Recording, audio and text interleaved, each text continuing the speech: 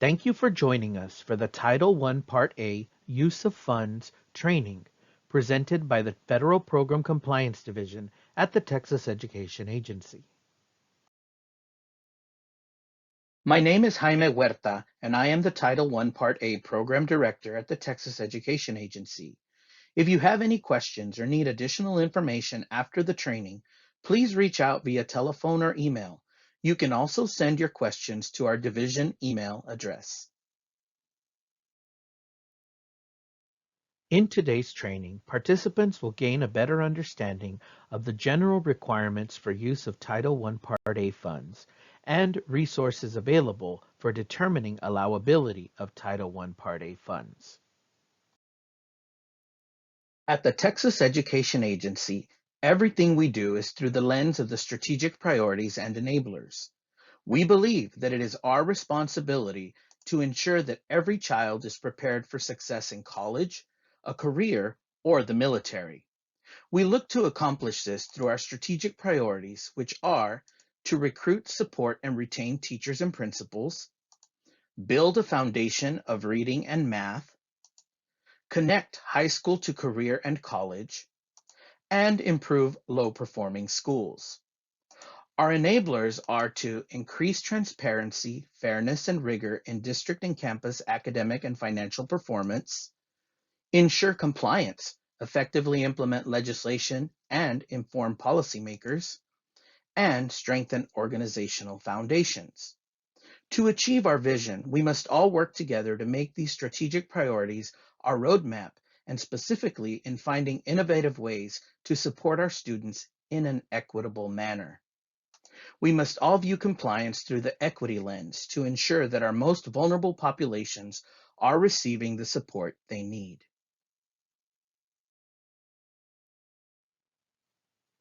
We will now take a look at a brief overview for use of funds in the Title I Part A program.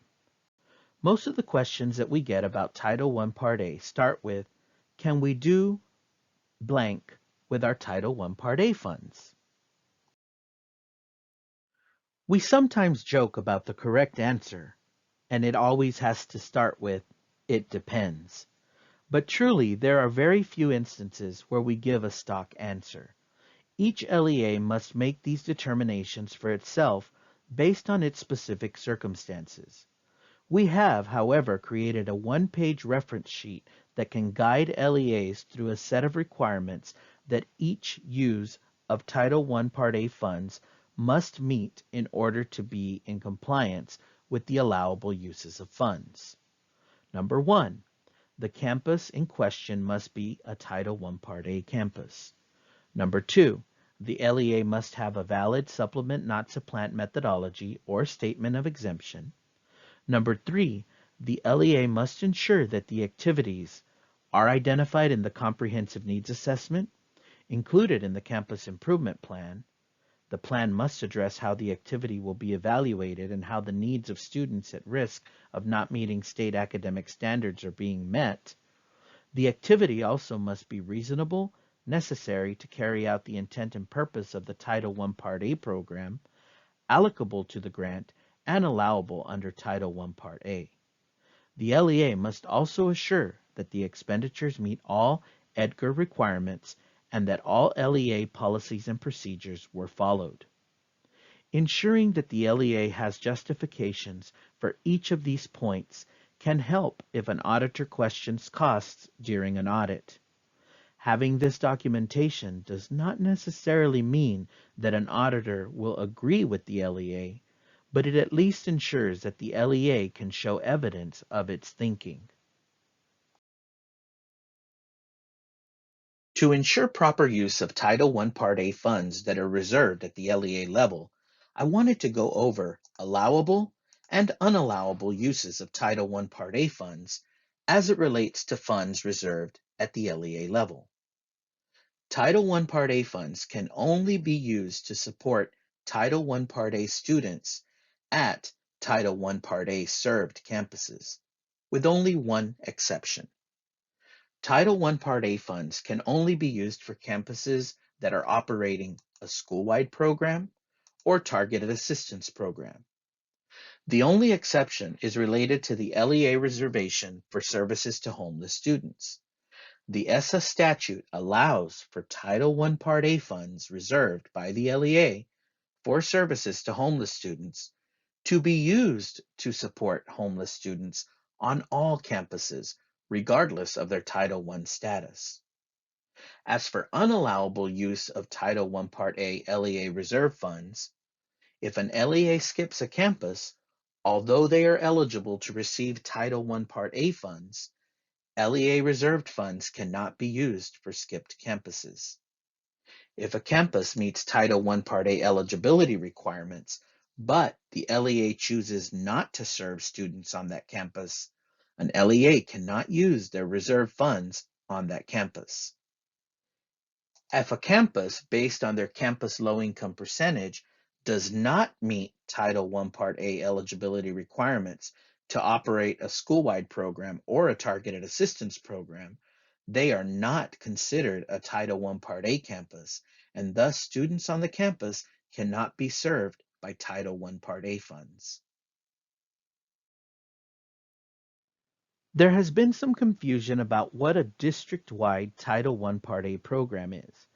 Let's start by being clear about what it is not. A district-wide Title I Part A program does not mean that non-Title I campuses can participate. In fact, the only time that students attending a non-Title I campus can receive Title I Part A services from the LEA is when the students are homeless. And even in that case, the homeless students receive the services from the LEA through the reservation of funds, not from a Title I Part A allocation to a non-Title I Part A campus. Otherwise, only Title I Part A campuses participate in programs provided through Title I Part A funds reserved at the LEA level.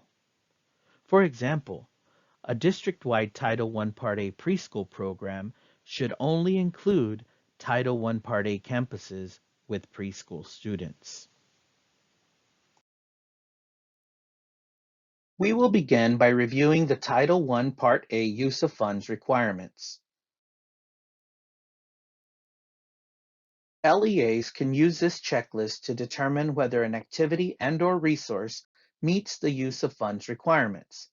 The 5 items on the checklist include Comprehensive Needs Assessment and Campus Improvement Plan, Supplement Not Supplant Methodology, EDGAR Requirements, LEA Policies and Procedures, and some additional requirements.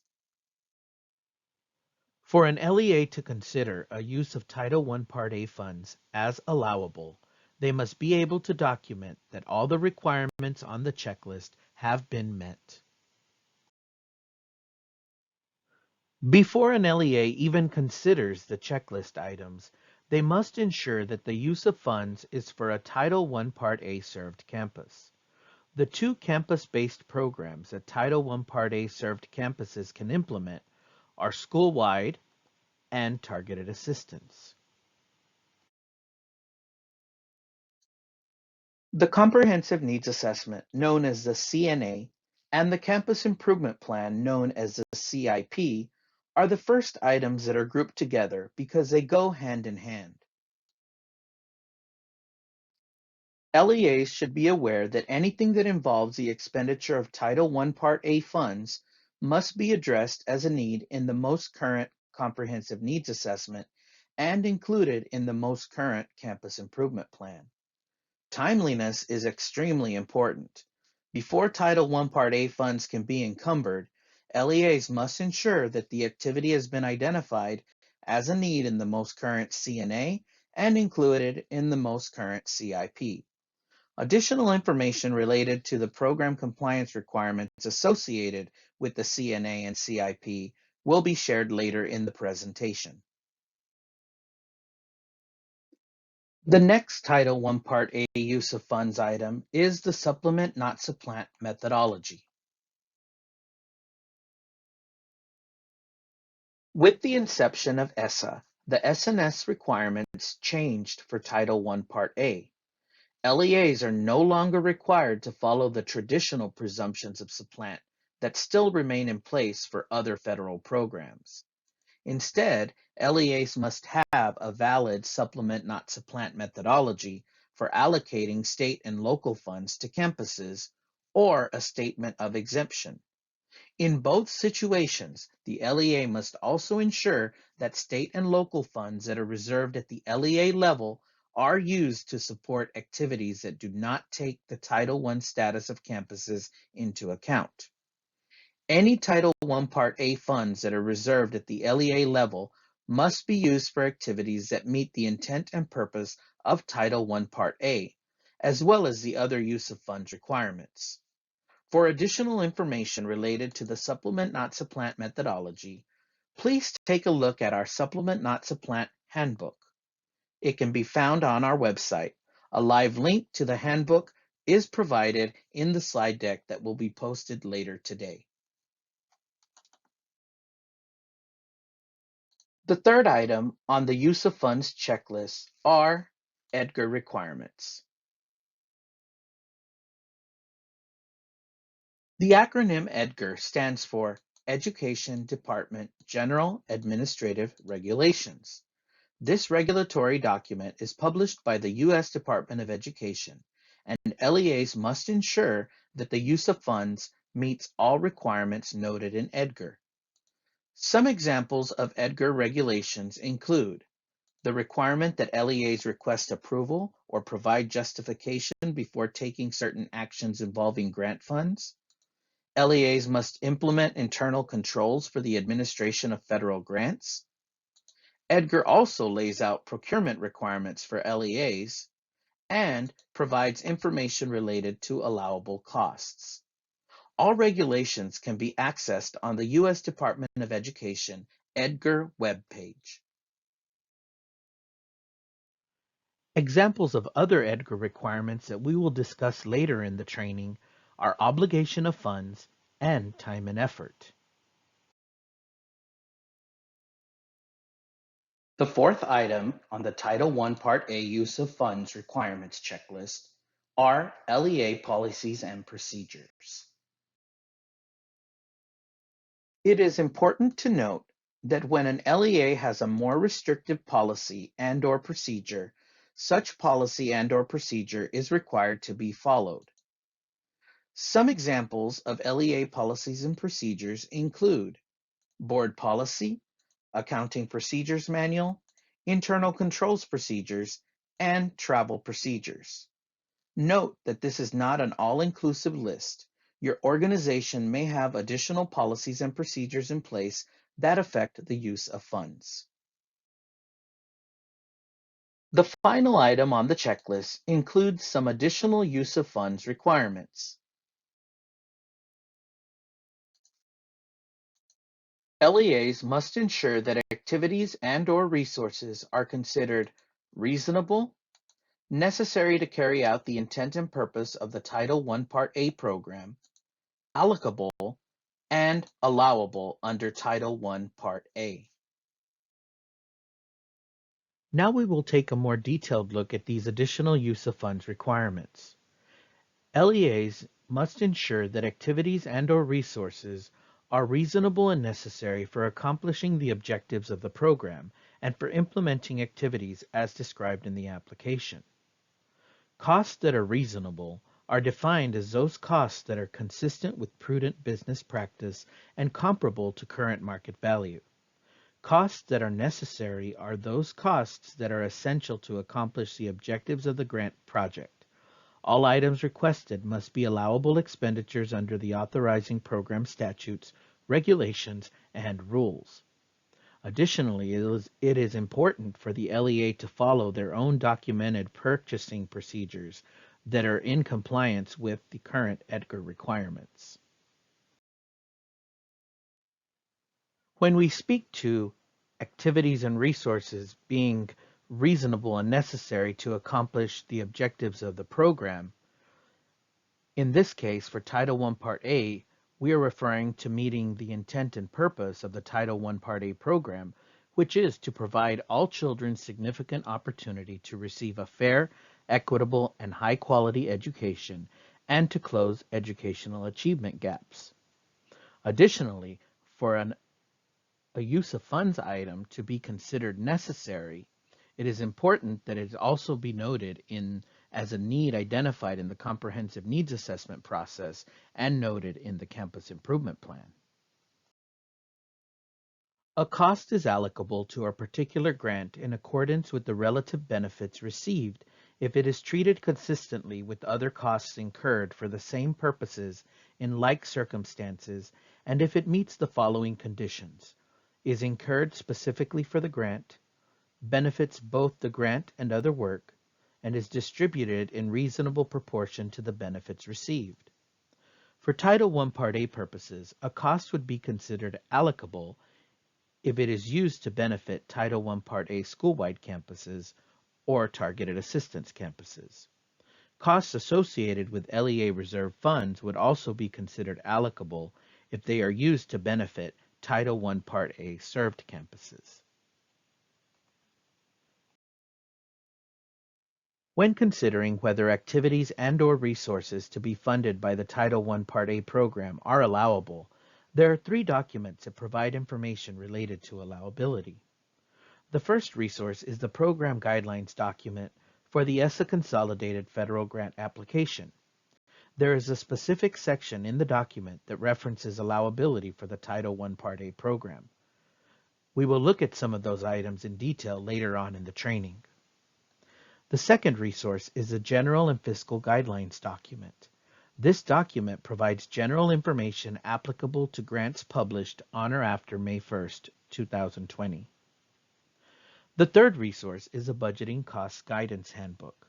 This handbook provides general information related to allowability of payroll, contracted services, capital outlay, and other operating costs. LEAs should make it a practice to review these resources when determining whether a Title I Part A use of funds is allowable. We will now take a look at some allowable and unallowable use of Title I Part A funds that are referenced in the allowability documents shared earlier. We will begin with field trips. If the LEA plans to use Title I Part A funds for field trips, the LEA will be required to complete the appropriate TEA justification forms and retain the documentation at the local level. The LEA must keep and maintain this form so that it may be provided to an independent auditor or to TEA monitors if the LEA is selected for a review. Out-of-state travel costs are allowable. However, they should be minimal, reasonable, and necessary to meet the intent and purpose of the Title I Part A program. LEAs must retain documentation that participation of an individual in a conference is necessary for the project.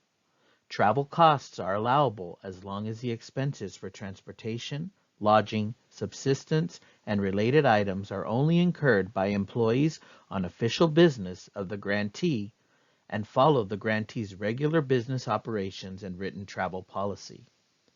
If you plan on using Title I Part A funds for out-of-state travel, you will be required to complete the appropriate TEA justification forms and retain the documentation at the local level. You must keep and maintain this form so that it may be provided to your independent auditor or to TEA monitors if your LEA is selected for a review. Now we will take a look at some unallowable costs. An advisory council may not be funded under the Title I Part A program. The only exception is that an advisory council is allowed under Title I Part A parent and family engagement. The LEA may establish a district-wide parent advisory council to provide advice on all matters related to parental involvement. The cost of membership in any civic or community organization may not be funded under the Title I Part A program. Conferences may not be hosted or sponsored under the Title I Part A program until further guidance is available from the U.S. Department of Education. Travel costs for officials such as the executive director, superintendent, or board members may not be funded under the Title I Part A program until further guidance is available from the U.S. Department of Education. The following employee payroll costs are not allowed: personal liability insurance, employer contributions to voluntary retirement plans such as 403Bs or 401Ks, substitute pay for private nonprofit school teachers, and payroll costs that exceed local policy. We will now take a look at some unallowable professional and contracted services costs. A consultant shall not be used in the conduct of the award if the services to be rendered by such consultant could have been rendered by the subgrantee's employees. Grant funds may not be used for the following: training or technical assistance on grant writing or obtaining grant funds, fundraising activities or training on fundraising, multicolor printing costs that are not reasonable and necessary to accomplish the objectives of the grant program, legal retainer fees, tuition and fees for courses not directly related to the grant program. Some additional unallowable professional and contracted services costs include new building construction or renovating or remodeling of buildings, conducting required annual audit and report of financial activities, audit fees and expenses for state-funded grants, audit fees and expenses when such costs are part of the organization's indirect cost pool. Now we will look at some unallowable supplies and materials costs. Grant funds may not be used for the following: supplies and materials including electronic devices for personal use. They must be used only for grant-related activities. Costs associated with awards, banquets, ceremonies, celebrations, and social events. Cell phones for personal use. Gifts or items that could be construed as a gift. Souvenirs, memorabilia, or promotional items such as t-shirts, caps, tote bags, keychains, or imprinted pens. You can also refer to the Other Specific Items of Cost section of the handbook for information on incentives to participate and awards for recognition. Let's now take a look at some unallowable other operating costs. Grant funds may not be used for the following: out-of-state training when the same type and quality of training is available in-state, gifts or items that can be construed as a gift, again, souvenirs, memorabilia, or promotional items, door prizes such as movie tickets, gift certificates, amusement park passes, and other similar items may be donated by others but not purchased with Title I Part A funds, food, meals, snacks, beverages, and refreshments as awards. And also please note that you can refer to the Other Specific Items of Cost section of the handbook for information on awards for recognition and incentives to participate. Additional unallowable other operating costs include advertising and public relations costs for any activities, services, or events other than those described in the costs that do not require specific approval section of the Budgeting Costs Guidance Handbook, multicolor printing costs that are not reasonable and necessary to accomplish the objectives of the grant program, membership dues or fees for organizations substantially engaged in lobbying, membership dues or fees for social organizations, professional or personal liability insurance for individual employees, and tuition and fees for courses not directly related to the grant program. Unallowable travel costs include alcoholic beverages, tips or gratuities, entertainment, recreation, or social events, travel allowances where per diem is paid to the employee regardless of the amount actually expended, first-class airfare, any expense for other persons, meals and lodging for persons who live in the same city or town where the meeting, conference, or workshop is held, costs that are not reasonable and necessary to meet the objectives of the Title I Part A program, costs related to training or technical assistance on grant writing or obtaining funds, and field trips that do not meet the guidelines established by TEA. And the last set of unallowable costs include capital outlay. Unless specifically permitted in the authorizing statute and approved by TEA in the grant application, the following costs are unallowable: land purchase and improvements to land, construction, renovation, or remodeling, Ground leveling, site preparation, foundation, plumbing, wiring, and sidewalk for a portable building are considered construction costs. Therefore, these costs are unallowable to be charged to the Title I Part A program. We will now take a look at some Title I Part A use of funds scenarios. Most of the questions that we get about Title I Part A start with, can we do blank with our Title I Part A funds? We sometimes joke about the correct answer always having to start with, it depends. Because as we discussed when we reviewed the checklist and the use of funds one-page reference sheet, there are many things that need to be considered before determining allowability of Title I Part A use of funds.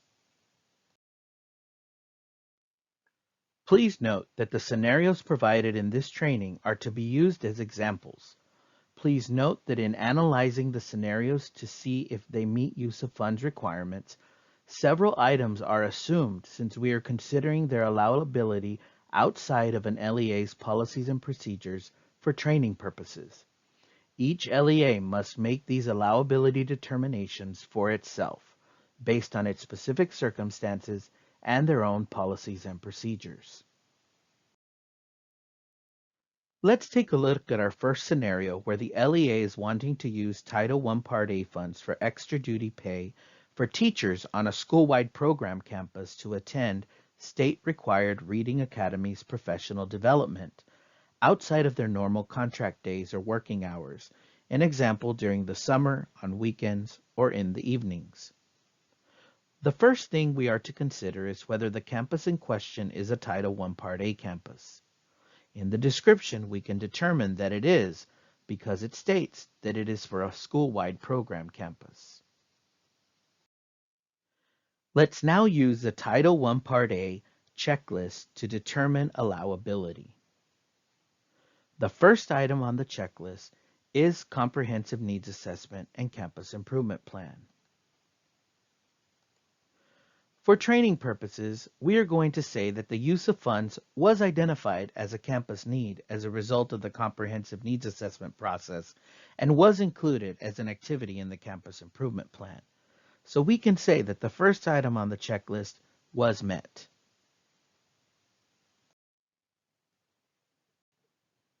In this example, we are going to say that the LEA has a valid supplement not supplant methodology for allocating state and local funds to campuses and thus meets the requirements for supplement not supplant. Let's first determine what type of expense this is to see what EDGAR requirements may apply. Since this is an extra duty pay expense, we will make sure that the following items are examined. Obligation of funds. The LEA will need to ensure that they are not using federal funds to pay for services that have not been rendered. Although the LEA can obligate the funds for the current year, they cannot be expended until the services have been received or rendered and within the current grant year dates. The second item is related to time and effort. Time and effort is required for any use of federal funds. The documentation that the LEA would need to ensure that they have is a timesheet of extra duties performed and a supplemental pay agreement approved by the supervisor for specific services provided that are eligible under the federal program. The final item is internal controls. The LEA will need to have internal controls as it relates to the use of Title I Part A funds. In this example, we are going to say that the LEA meets all the EDGAR requirements associated with this particular payroll use of Title I Part A funds. When examining LEA policies and procedures, the LEA wants to make sure that they are following their own procedures as it relates to use of funds. In this case, since the expense references extra duty pay outside of their normal contract or working hours, the LEA will want to make sure that they are following their own locally adopted policies and procedures related to extra duty pay and that they have documentation to support their LEA's policies and procedures. They will want to make sure that this use of funds does not conflict with any of their locally adopted policies and procedures.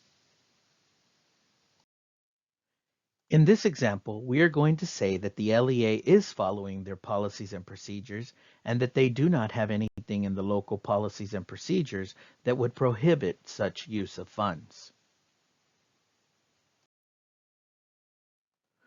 When examining the additional requirements and specifically reasonable, the LEA would want to examine the rate of pay.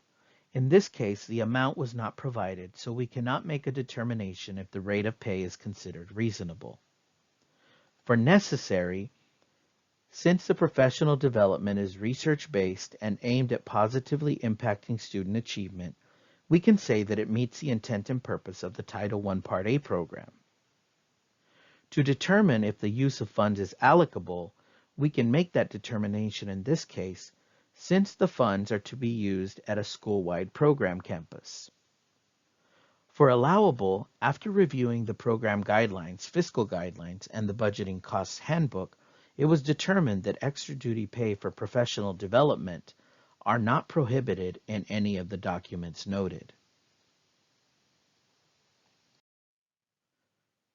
Based on our review of the information we had for this scenario, we are unable to make a determination if the use of funds meets the additional requirements since we didn't have a pay rate.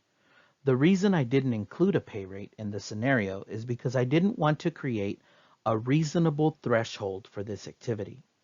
As I mentioned earlier, each LEA must make these allowability determinations for itself based on its specific circumstances and their own policies and procedures. In summary, here is how Scenario 1 fared as it relates to the use of Title I Part A funds. Now let's complicate things a little with this scenario. What if we change the language in the scenario to read Targeted Assistance Program Campus instead of a school-wide program campus? With this change in language, the LEA could meet the first 3 steps of the checklist. However, we would need to reevaluate LEA policies and procedures and the additional requirements. The LEA would need to ensure that the extra duty pay is for teachers serving targeted assistant students that have been identified by the multiple educationally related objective criteria. The use of Title I Part A funds for teachers who do not serve the students on a targeted assistance campus that are eligible for services is an unallowable use of funds. Now let's complicate things a bit further. What if we change the language in the scenario as shown on the screen?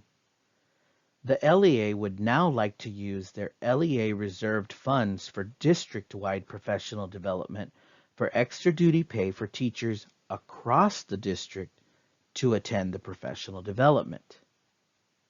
This change in language would cause us to start our review from the beginning of the checklist.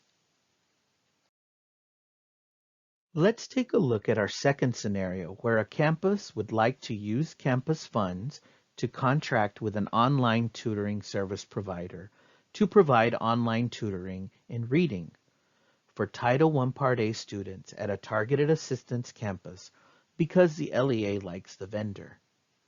Tutoring hours will be purchased up front, and if there are hours left over at the end of the year, they will be carried over into the next year. The first thing we are to consider is whether the campus in question is a Title I Part A campus.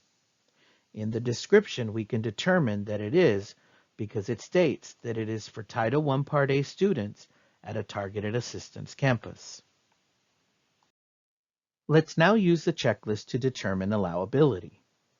The first item on the checklist is a comprehensive needs assessment and campus improvement plan. For training purposes, we are going to say that the use of funds was identified as a campus need as a result of the comprehensive needs assessment process and was included as an activity in the campus improvement plan. So we can say that the first item on the checklist was met. In this example, we are going to say that the LEA has a valid S&S methodology for allocating state and local funds to campuses and thus meets the requirements for supplement, not supplant.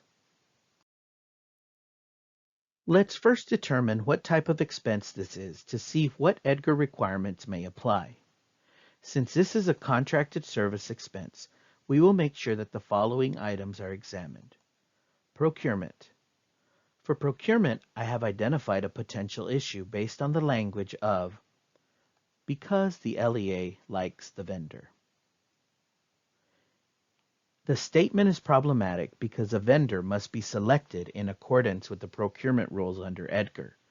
It is not reasonable to select a vendor just because the LEA likes the vendor.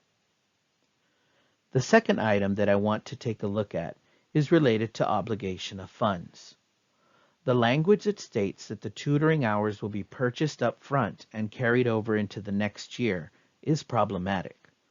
The LEA will need to ensure that they are not using federal funds to pay for services that have not been rendered. Although the LEA can obligate the funds for the current year, they cannot expend them until the services have been received and rendered and within the current grant year dates.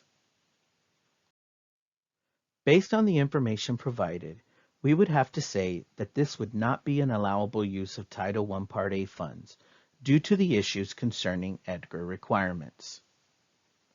At this step in the process, the LEA would determine that the use of funds is unallowable and would not need to continue on the checklist.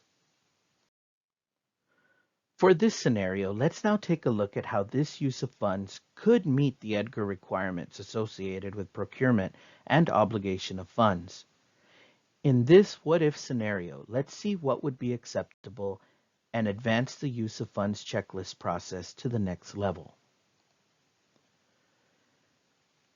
Use campus funds to contract with an online tutoring service provider to provide online tutoring in reading for Title I Part A students at a targeted assistance campus.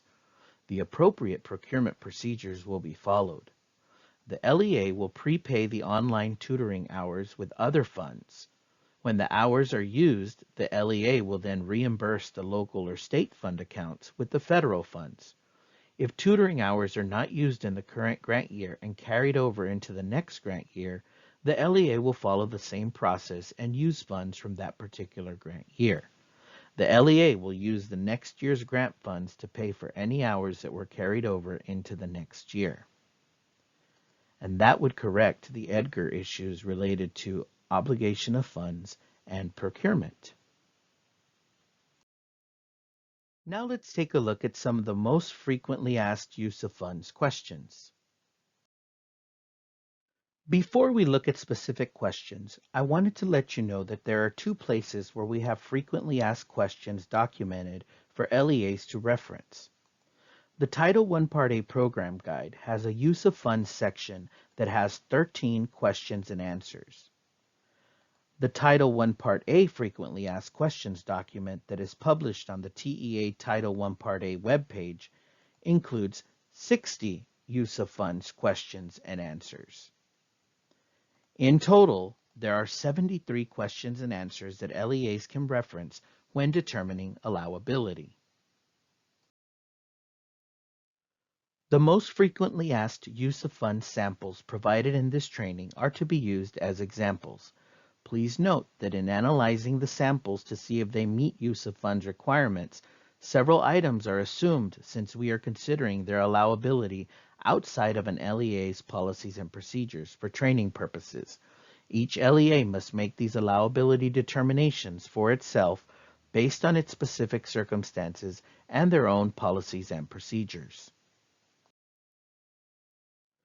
The top 3 frequently asked use of funds questions are in the payroll costs category: salaries, stipends, and extra duty pay.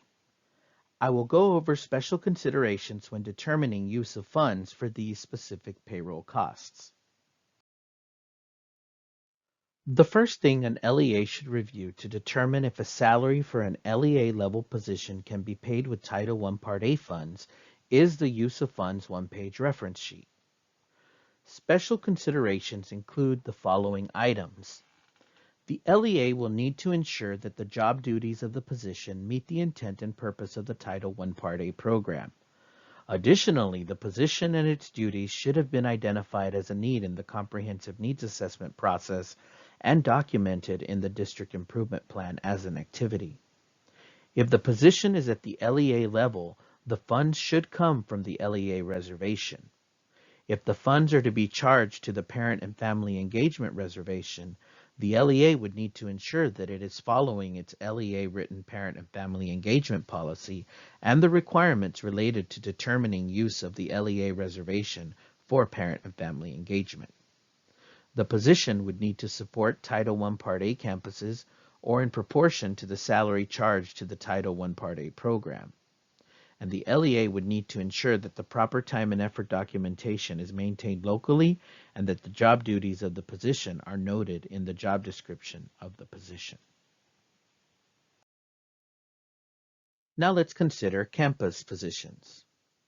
The first thing a campus should review to determine if a salary for a campus level position can be paid with Title I Part A funds is the use of funds one-page reference sheet. Special considerations include the following items. The campus will need to ensure that the job duties of the position meet the intent and purpose of the Title I Part A program. Additionally, the position and its duties should have been identified as a need in the comprehensive needs assessment process and documented in the campus improvement plan. If the funds are to be used for parent and family engagement activities, the campus would need to ensure that it is following its campus-written parent and family engagement policy and the requirements related to determining use of the parent and family engagement funds. On a school-wide campus, a position could support all students. On a targeted assistant campus, the position could only support the Title I Part A identified students. The campus would need to ensure that the proper time and effort documentation is maintained locally and that the job duties of the position are noted in the job description of the position. Now let's take a look at stipends. As with salaries, the first thing an LEA should review to determine if a stipend can be paid with Title I Part A funds is a use of funds one-page reference sheet. Special considerations include the following items. The LEA will need to ensure the activities for which a stipend is provided meets the intent and purpose of the Title I Part A program. Time and effort documentation is required for any type of compensation paid with federal funds, including stipends. Additionally, the LEA should consider whether the campus is a school-wide campus or targeted assistance campus and the purpose for the stipend. A stipend should be paid based on policies and procedures adopted by the board or local authorities. A good example is a board approving a policy to pay a stipend in the amount of $1,000 for all teachers with graduate degrees. In this case, there is a good chance that this position's regular salary is paid with local funds, but the stipend would be paid out of federal funds, which would be allowable. The LEA must maintain time and effort documentation that describes a policy and reason adopted by the appropriate authority or the board supporting the stipend for such activities. The document must be signed and dated by the supervisor authorizing the stipend. Now let's take a look at extra duty pay. The first thing an LEA should review to determine if extra duty pay can be paid with Title I Part A funds is the use of funds one-page reference sheet. Special considerations include the following items. The LEA will need to ensure that the activities for which the extra duty pay is provided meets the intent and purpose of the Title I Part A program. The LEA would need to keep documentation on file that demonstrates that the time and effort requirements are met and documentation that supports the funds being charged to Title I Part A are related to time spent working directly on activities that again meet the intent and purpose of the program. If the extra duty pay would benefit campuses identified as school-wide program campuses, this would not be a problem as long as the LEA has a valid S&S methodology or a statement of exemption in place. It would be difficult to document this use of funds for a targeted assistance campus, and it would not be allowable for anyone providing services to a non-Title I Part A campus. If the employee was paid for extra duty pay outside of the normal working hours, The time and effort documentation would include a timesheet of extra duties performed and a supplemental pay agreement approved by the supervisor for the specific services provided that are eligible under the Title I Part A program. Additional resources that may assist LEAs with use of funds questions are available in the Use of Funds section of the program guide. Before we conclude the training, I wanted to provide you with some resources that you might find helpful in administering Title I Part A programs in your LEA. The following resources are available to you on the TEA Title I Part A webpage. The Title I Part A Use of Funds one-pager provides the steps and requirements associated with the use of Title I Part A funds. The program guide provides an overview of the program requirements of the Title I Part A program, and we recently published a Title I Part A Frequently Asked Questions document that provides responses by topics to Title I Part A related questions we receive. The resources can all be accessed in the Resources section of the TEA Title I Part A webpage.